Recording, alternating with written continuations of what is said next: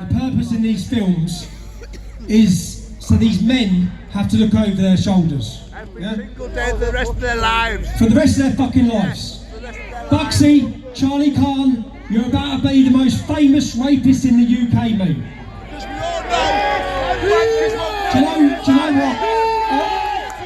I've spent 12 months, 18 months, talking to families, talking to girls who are broken, who are destroyed, yeah? Suicidal, emotionally fucking destroyed.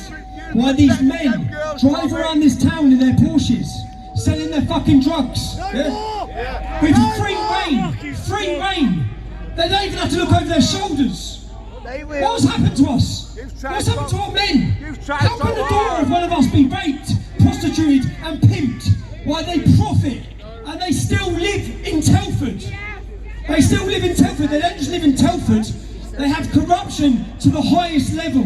Because anyone who stands up against them gets persecuted by the fucking yellow jackets. If the police are not going to prosecute them, we are going to fucking embarrass them.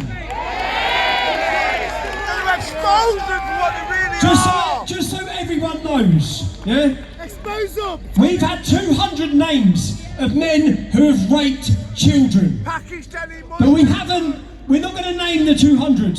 Any man you've seen named by me has been named by 3 different girls who don't know each other. So, I can't understand how the police, you're going to watch on this film, now, as you can see. the purpose of this film, there's an independent inquiry in Telford. That independent inquiry is not about getting justice, it's not about criminal prosecutions, it's about raising awareness. We don't want to raise awareness, we want the men fucking prosecuted. They have raped, and to the police, you're going to see on this film, I have a catalogue of evidence against these men. Every girl I've met, I ask them at the end, would you be a willing participant in court? Yes. Every single one of them want justice. Nicole said today this is about closure. There's going to be no closure until these men are in prison. But right now, Bugsy, Charlie Khan, I know you're watching. Pedos. I'm going to name and shame every fucking one of you.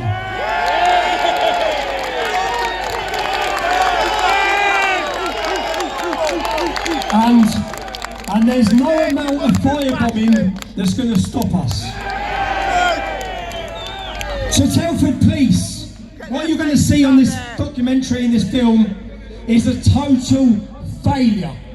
Still right now, a total failure. For not protecting victims. Do you know what they've done? When the victims go to the police, I mean, we've got secret recordings. You're going to see series 1, yeah? We've got multiple series already, right? What you're going to hear is going to devastate you. Because you're going to hear victims of sexual exploitation, victims of rape, begging the police for help, begging them for safety. Do you know what the police did? Do you know what they done? They purposely, we've got recordings, they purposely left them in harm's way. Do you know why? Because when their houses get attacked, and when they're targeted, what do? They withdraw their statements. So then the police get exactly what they wanted. No prosecutions and no cases. And I said, when we originally started this, I started it making a 1-hour documentary on Telford. And then I realised I was sitting and speaking to the victims, the survivors, that it doesn't do them justice. So I want each girl to tell their story, to make sure that every single person hears their story.